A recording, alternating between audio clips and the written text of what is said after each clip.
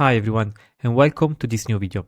The objective of this video is to describe the setup I use for dealing with virtual machines. Now for dealing with virtualization there are many different tools and software that you can use. Most people initially they use either VirtualBox or VMware. I, however, rather prefer QEMU. So this is the main software I use to virtualize, but actually the entire pipeline is made of many different software, not just QEMU. And here, in this section, we will discuss the specific software stack that I use. So here we have an interface in Emacs Lisp, then we have two GUID programs, which is Spicy and virt-manager. Then we have two wrappers for QEMU, which is Quickemu and libvirt. Then we have QEMU, which is the virtualizer itself. And then we have the KVM. Now I will discuss the components, all of this, how it works in the following video. Essentially the flow is that here I have my Emacs menu down below. If I press VM, here I have the menu, which tells me what is the current status, and I can start, stop, view, or manage a machine. For example, I can start a Windows 10 machine, and then once it's started, I can view it, I can manage it with virt-manager and things of the sort. I will show everything in this video. So as always, I hope the video is enjoyable, you get something out of it. If you do, leave some feedback, subscribe to the channel, and share this video and this channel with like-minded people to help me grow here on YouTube.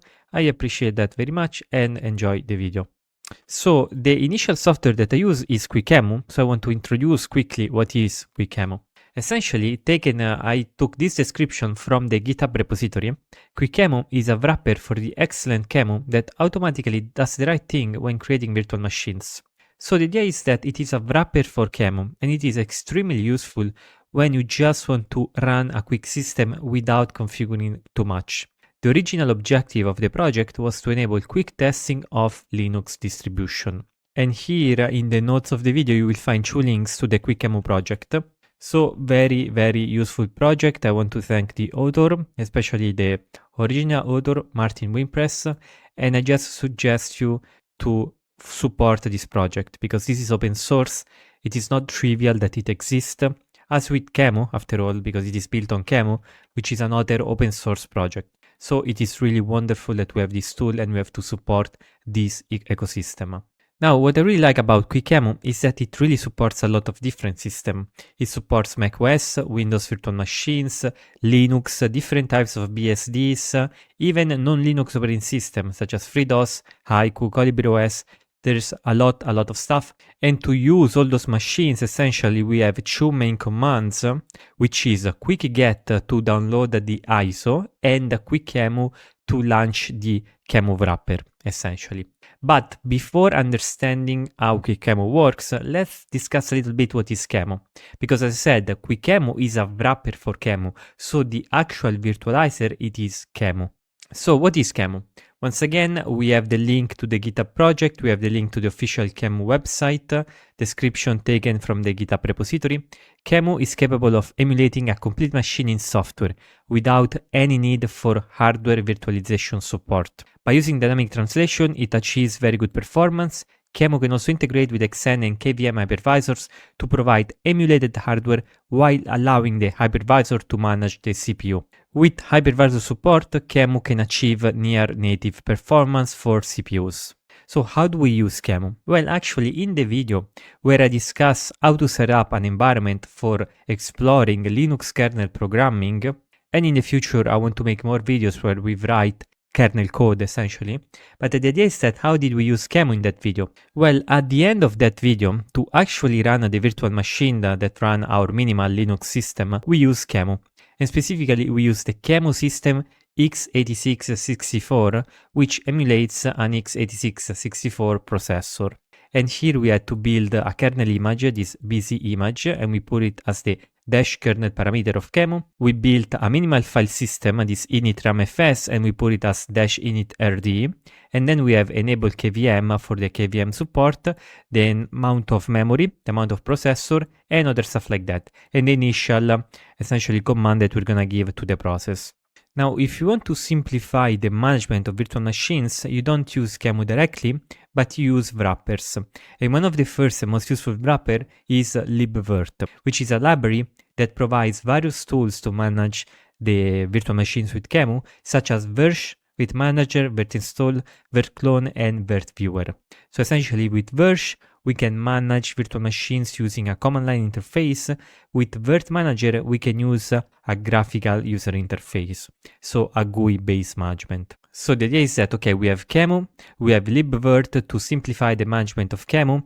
Now, underneath QEMU, actually, we have KVM, which stands for kernel-based virtual machine, which is a kernel module. So this runs on the kernel that allows the kernel to act as an hypervisor. And the basic idea, to get the point across, is that with KVM, QEMU is much faster. QEMU can technically run without KVM. However, with KVM, it's really, really fast. And for example, let's start a new virtual machine. So I'm gonna go into my Emacs Lisp interface, I'm gonna do start, I'm gonna do Windows 10. So this is a Windows 10 machine. Here I wait a bit and then I do once again view. So before I did start, now I'm gonna do view. Now it says that VM running Windows 10, I do view. I select Windows 10 and then I get the Spicy Viewer. So the client that we're seeing here is called the Spicy Viewer, which implements the Spice protocol. So we can log on into our machine, and after being authenticated, we can log in into the system and we can use our Windows virtual machine with clipboard sharing, with automated screen resizing and things of the sort. If we want to manage the virtual machine, then I'm gonna go into the manage section here, and this is gonna open virt-manager. Here I have the Windows machine running. I can just click on it, and essentially here I can check the various things. I can increase the CPUs, the memory, I can add a disk, I can change the network interface and things of the sort. I can define the display spice, so the spice server, how it runs and things of the sort. So that's the basic idea. If I want to start the machine, I can do D, I click on the machine, and once I do that, the machine will not run anymore. So the gas is not running, and essentially I can just close it and it's shut off. So basically this is the idea. Now, how do I set up a new machine? Because to finish off this video, I actually want to showcase exactly the full process that I use to set up a machine using Quickemu. And this thing is going to be useful in the upcoming Active Directory exploitation series, because in the first episode, we will set up an Active Directory laboratory using exactly this setup. So of course, this setup is separated from Active Directory, however it will be useful later on. If you have different setups for managing virtual machine, you don't really need to follow this video. Just follow this video if you are interested in understanding Quickemu. So as I was saying, Quickemu works with two main programs, which is QuickGet and Quickemu. Now, QuickGet is used to download the ISO from the upstream and to create the initial configuration, while Quickemu is the actual wrapper for QEMU. So for example, let's say that you want to set up a Windows 10 machine. The way you will use it is that you do QuickGet Windows and then 10 to specify the version of the Windows that you want. And then once the ISO has been downloaded, you can start the Quickemu with Quickemu-vm to the config that was generated by QuickGet. If instead you don't need to download the ISO, you already have an ISO and you want to create a configuration to be used for Quickemu, you can just do QuickGet with the option --create config, the name of the folder in which you want to store your virtual machine, and the path to the ISO. It is worth to mention that the ISO will be moved from the path you specify to the new directory. So if you do this, be careful because this ISO is going to be moved.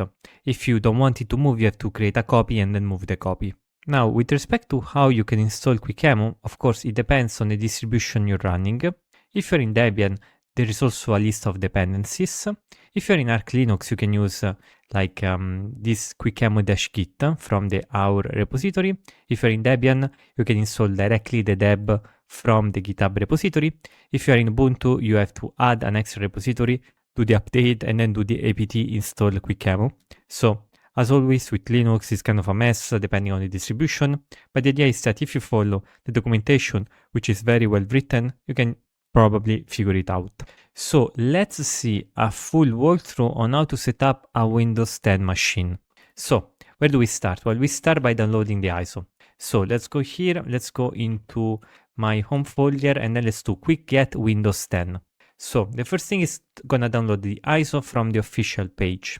Now be careful on how many times you repeat this step, because of course Microsoft server detect that you're trying to download multiple times and they block you. So if you download it once, you have to wait a little bit before being able to download it again.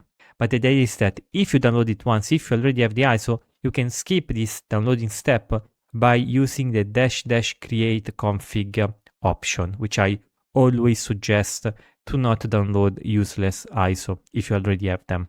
So here we just wait, it's gonna download the ISO and then a bunch of different drivers.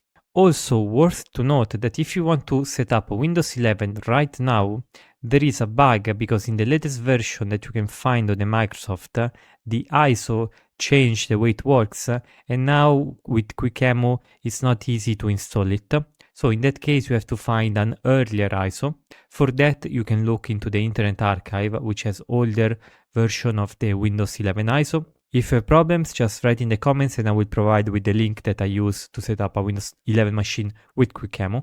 So after everything has finished to download, here we can see that to start the virtual machine, we can run quickemu -vm with this file, windows 10 conf. And if we open it, and if we open the file, we will see that it contains various variables like guest OS, disk image, ISO, fix ISO, and the disk size, which is the default size for the disk, which is 64 gigabytes. Of course, you can change this if you want. Maybe we can put just 30 gigabytes because we're gonna delete this machine anyways.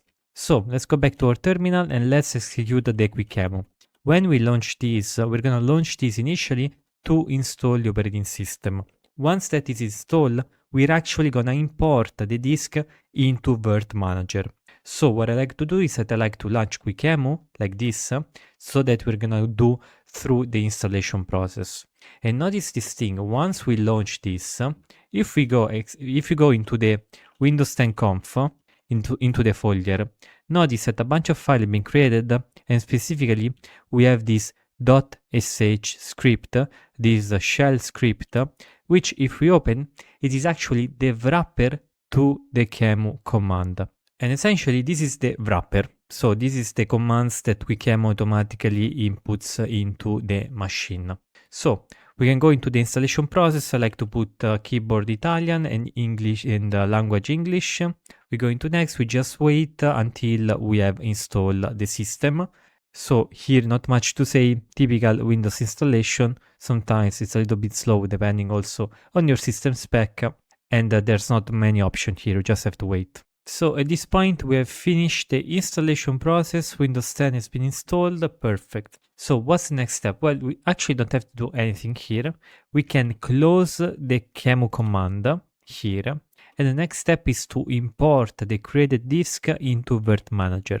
So we open the virtualizer, we go into manage, we go into file, new virtual machine, we say import existing disk image, we browse the path to the disk image. So here we have the Windows 10 folder, we click on the disk.qcauchu file, we do open, we write Windows 10, which is the operating system, we go forward, we put the memory, like I'm gonna say 8 gigabytes and 3 CPUs, we do forward. Here we have to say customize configuration before install, and we can select the network. I mean, at this point, we can manage the network through libvirt, so it's very easy. We say finish. One thing, the only thing that we need to customize before installing is that we have to change the firmware from BIOS to UEFI. We say apply and we say begin installation. So at this point now we are running the machine, but no longer with raw QEMU, but with virt-manager. So it is a wrapper, it's another wrapper for QEMU, like a Quickemu, but with virt-manager we can manage long-term the virtual machine. So now the virtual machine is running within the context of virt-manager. Here we can choose yes to display publicly the host, but it doesn't really matter what we choose. So actually at this point I don't really use the Virt Viewer software, so I'm gonna close this also, and I'm gonna open the Spicy Viewer with my Emacs Lisp wrapper. So I go into VM, I go into View, and here now I have Win10 2, which is the new Windows 10. I click on this, and now I'm running Spicy. Now, to get all the guest tools that we need, like clipboard sharing, automatic screen resizing, and things of the sort, we have to download the virt.io driver. So we go into the Edge, here the browser, and we download a file. So here we can open, we have to skip all this thing, don't allow, confirm and continue, without data, don't allow, it's very annoying, but whatever. So we close everything, and now we write the following. So https fedorapeople.org/groups/virt/virt.io-win direct downloads. So we go into this site. Here we can select latest virt.io and virt.io win guest tools.exe. So we download this executable and we can open it and execute it to install the guest tools. So we open it. It's going to do the installation process, which is very simple actually. Here we say agree to the license, we wait. It's going to happen another thing. We say accept, next install, pretty simple. And here we wait for it to finish. We click on finish, we wait a bit more. So we click on finish, we wait a bit more, and now the screen resizes, and now we have clipboard sharing, and we can share stuff between the guest and the host. So this essentially is it when it comes to this Windows 10. Now the cool thing about Quickemu though is that, and here in the notes essentially I go through the different passages essentially. Now the cool thing about Quickemu though is that not only I can set up an easy Windows 10 machine, but I can also set up another type of Windows machine. For example, in the context of Active Directory, we will install a Windows Server 2022, and I will showcase this in the Active Directory exploitation series. But we can also, for example, set up a Ubuntu machine. With this, we get Ubuntu 24.10, and this is gonna install the ISO. Essentially, we can just try it. So we go this, we put it here, we go into home, we do the quick get, it's gonna download the ISO, and after the ISO has been downloaded, we can start the operating system. So once it has finished to download, once again, the command is the same. I mean, Quickemu has a really simple and effective interface, which I really like. So it's Quickemu --vm and then the configuration for the Ubuntu 24.10. So we do this, and once again, we're executing QEMU through Quickemu. You can say try or install Ubuntu. We wait a bit, and then we have essentially we can play around with Ubuntu. And for example, here I have, for example, the English, whatever, and then I can say here the Italian. Actually, I can do Italian. Select your keyboard variant, Italian, not French. I go down Italian. Next, yes, use wire connection, try Ubuntu. So I can just try it out. I can, do the usual stuff, open terminal, and here I have my Ubuntu version. LSB release -a. So I can try Ubuntu, but not only Ubuntu. I mean, here I can close this. And the really cool thing about Quickemu is that you can not only use mainstream distributions like Ubuntu, but also peculiar one like NixOS. Like with this, you get the NixOS 24.11 GNOME version. So if you're interested in that, just write quick-get, the name of your distribution, and here you get the possible releases, edition, and things of the sort. For example, another one is Arch Linux. You do Arch Linux, and of course the only release is the latest because it is a rolling distribution. So this essentially is the idea. Here for the final consideration, I just put that if you already have the ISO downloaded, you can create a Quickemu configuration with the --create config with the quick-get command. So nothing, I already said that. And essentially, this is it for this video. In this video, I showcase the way I virtualize software. This is the most comfortable way for me because I don't have too much hardware, I don't have too many resources, and I want to do everything on my local computer. So these are the tools that I use. If you have a different setup, feel free to let me know in the comments, give me some feedback and things of the sort. I hope the video was fun and enjoyable and that you got something out of it. And if you did, share this video with like-minded people to help me grow, and see you to the next video.